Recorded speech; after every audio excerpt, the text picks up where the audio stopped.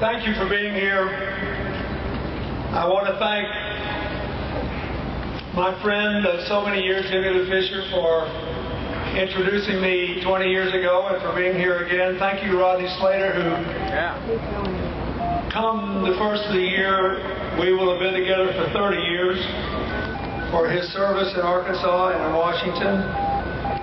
Thank you, James Carville, for getting our heads straight for the day.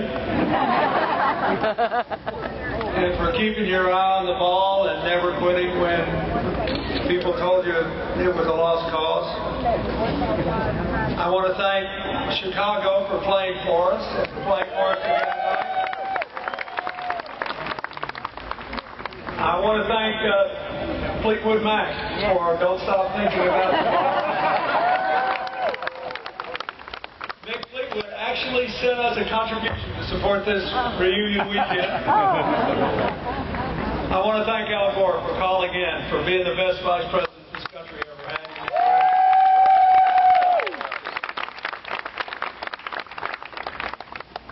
I'd like to thank my daughter who was here last night and had to leave this morning for that great film and for a wonderful lifetime of reminding me what politics is really all about. And I want to commend President Obama for appointing the best Secretary of State I can imagine.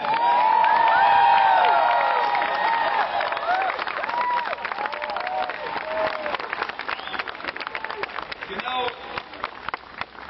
I've had a great time these last 10 years being a has-been and watching Hillary be a senator, run for president, be Secretary of State. When we met many, many years ago, 40 plus to be exact. As soon as I got to know her, I thought she was the most gifted person in my generation.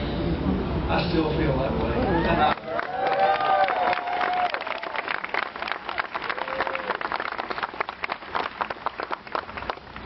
I was doing really well until I watched those films.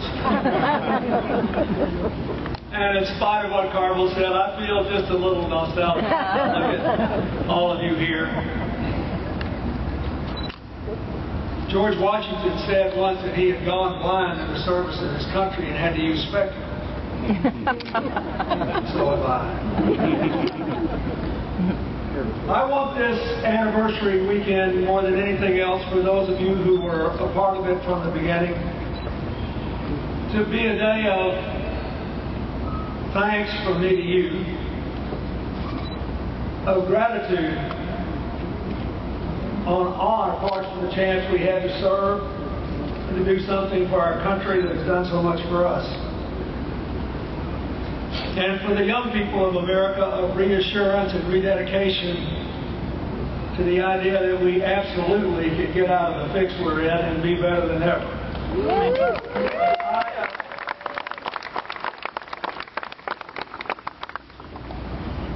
I am very well aware that the videos you saw, and especially the litany of achievements at the end, would never have been possible without my family, my friends, my staff, my fellow Arkansans, and people all across America who helped me, including people I have known for many years. Someone said to me once that I may have been the only person in the history of the Republic ever to have been elected president because of his personal friends. And I took it as a great compliment.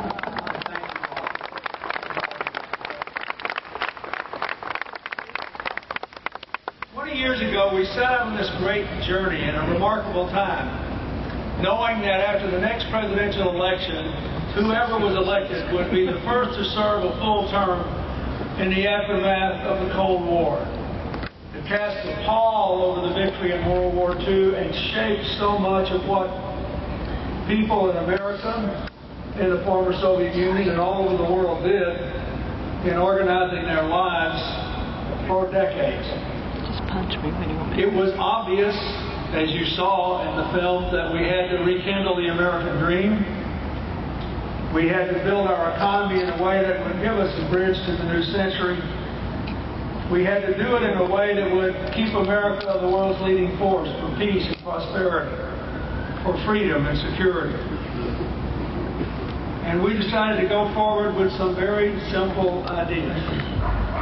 The most important of which was that we should put people first. That the idea of opportunity for all, responsibility from all, a community of all Americans was way more than a slogan. It was in direct opposition to the idea that government would mess up the two-car parade and you'd be better off on your own with a winner-take-all strategy. Didn't work very well then, and it hasn't worked very well since.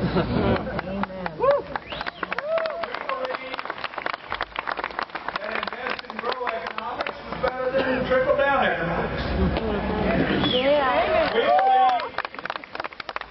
that even if those of us who have it had to pay a little more in taxes, balanced budgets today were better than burdening our children with unconscionable debt.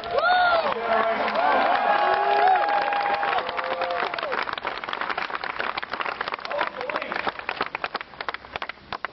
gave us a whole new direction in policy. A budget that actually reduced the debt while cutting taxes on lower income working families, so no one would ever have to work and raise children and still be in poverty.